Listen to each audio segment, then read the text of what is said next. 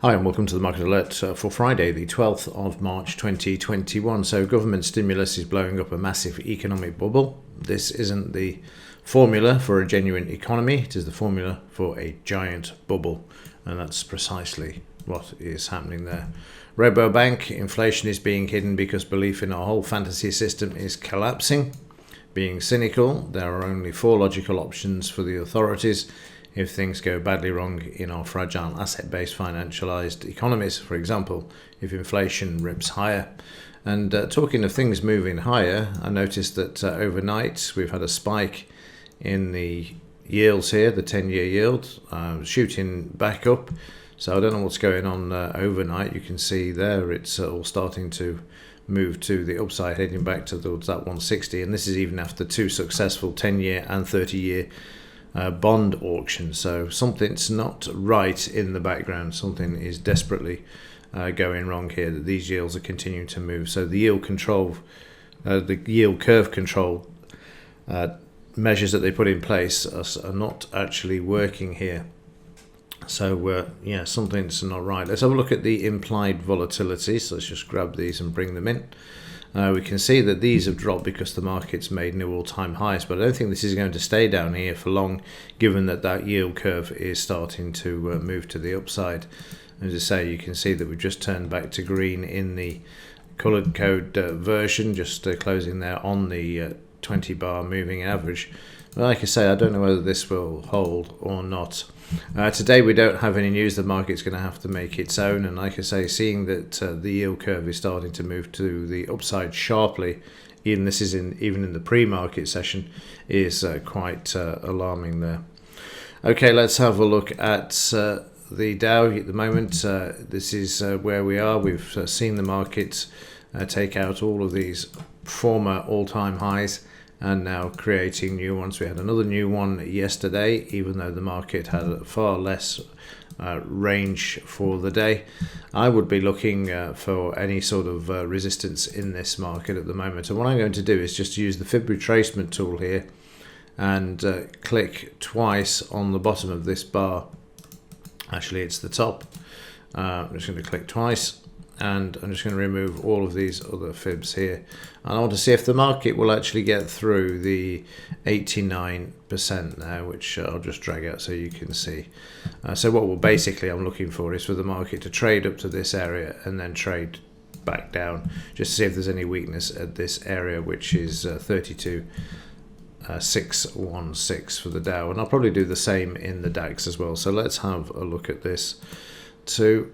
Just find it, go to the daily, and we can see actually the market's probably already done this, and we'll move down into a smaller time frame as well. So let me just click twice on the top and then remove these other fibs and just keep the 89 in there, which I've just deleted. So let's make things a bit easier. Let's do this and spread it out a bit. That should be a lot easier there. Right, so let's just remove these. And what I'm looking for is the market to find resistance at this level. And then there we go. And again, I'll just drag this out, which is close obviously to the all-time high that we've got there as well. So actually we're looking at 14,600 as the psychological level for the all-time high, but a very interesting picture there. So let's go down to the 4-hour chart and just modify this slightly just to make it easier to see. And this is what I'm looking for here. So we go from this high to this low and then just measure back. So from there down to there, and again we're looking at that same sort of area where we could expect some sort of resistance. And that's what I'll be looking for. Again, I've removed it, but you get the gist. So we're looking for the markets coming down and going back to 89%. So given how much the market's put on in the last few weeks, we got to see some sort of profit taking. We don't have any news to speak of, but we do have the yield increasing here, which is the concern, because as the yields go up, it puts pressure on the stock market. They managed to curb this during this last week and put out the narrative that they were going to keep control of it. The plunge protection team have been out, but it's not appearing to work. So that's the concern for me at this time. Regards to yesterday, I'm just going to go through this 2-minute chart instead of going through everything else on a bar by bar basis, because the market was waiting for Lagarde yesterday morning. We only had a 60-point range, but it took all morning. You can see how choppy it was. It was down, it was up, it was down, it was up. It was just like 2 bars down, 3 bars up.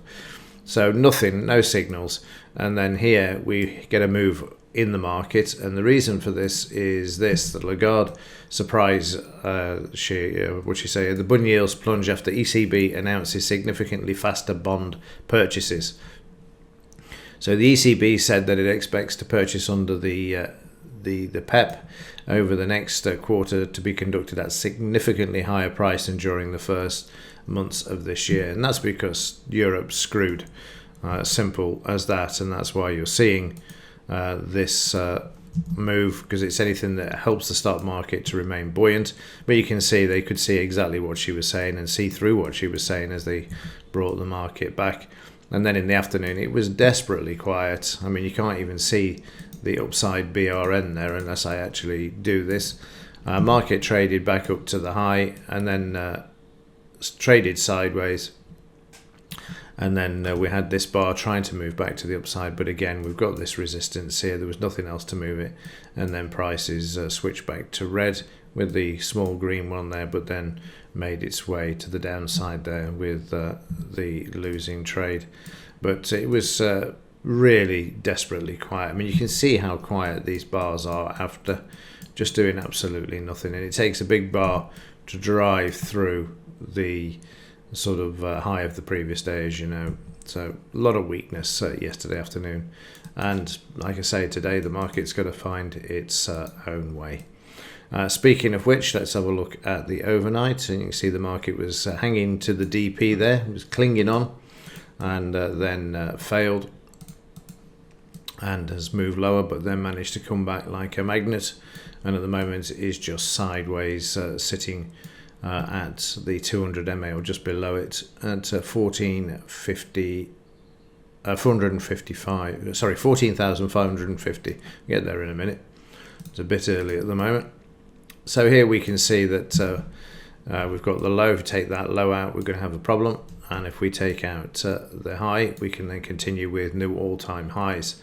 But at the moment, the market, I say, quiet, waiting for the futures. But that's the sort of levels you want to be looking at there.